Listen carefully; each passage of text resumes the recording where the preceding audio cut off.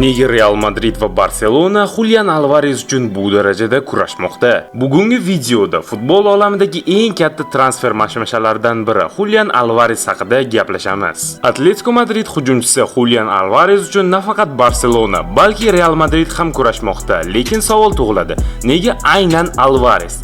Va nega Atletico uni hech kimga sotmoqchi emas? Julian Alvarez futbol muxlislari yaxshi tanish. U avval River Plate safida porlagan, keyinchalik Manchester Cityga o'tgan va u yerda ko'plab sovrinlarni qo'lga kiritgan. 2024-yilda Atletico Madrid uni Manchester Citydan taxminan 95 million yevrolik transfer evaziga sotib oladi. Bu klub tarixidagi eng qimmat transferlardan biri edi. Ko'pchilik Alvarez Atleticoda qiynaladi deb o'ylagan edi, ammo buning aksi bo'ldi. 2025 va 26-yillik mavsumda u jamoaning asosiy yulduziga aylandi. Hatto Chempionlar Ligasida 10 ta gol urib, klub rekordini ham yangiladi.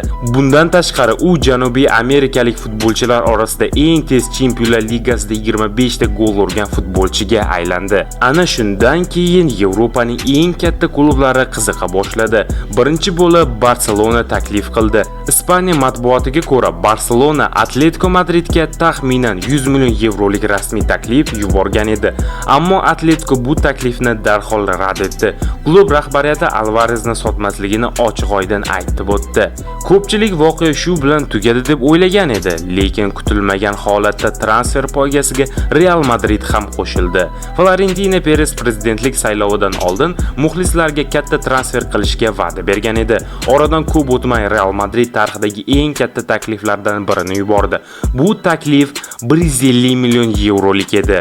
Ha, to'g'ri eshitdingiz, 150 million yevrolik taklif. Real Madrid bu taklifni hatto rasmiy bayonot orqali tasdiqladi. Ammo Atletico Madrid javobi juda qattiq bo'ldi.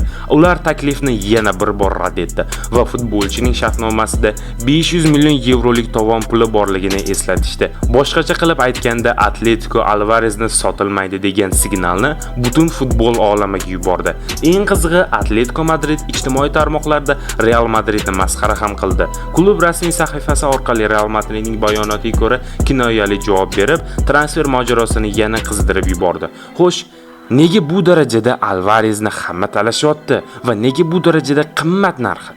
Birinchidan, u hali yosh. Ikkinchidan, u markaziy hujumchi sifatida ham, ikkinchi hujumchi sifatida ham o'ynay oladi.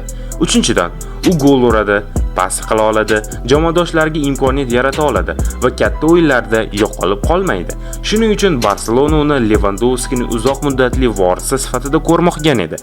Real Madrid esa uni Mbappe atrofidagi yangi hujum tizimining muhim qismi sifatida tasavvur qilmoqda edi. Ammo hozircha bitta haqiqat bor. Julian Alvarez hamon Atletico Madrid futbolchisi. Barselona taklifi rad etildi. Real Madridning eng katta summasi ham rad etildi va Atletico Madrid futbolchini qo'yib yuborishga tayyor emasligini ko'rsatdi. Sizningcha Alvarez kelajakda qaysi klubga o'tadi? Barselona, Real Madrid yoki Atletico Madridda qoladimi? Fikringizni izohlarda qoldiring va nima deb o'ylaysiz? Alvarezning o'zi Atleticodan ketish xohlarmikan?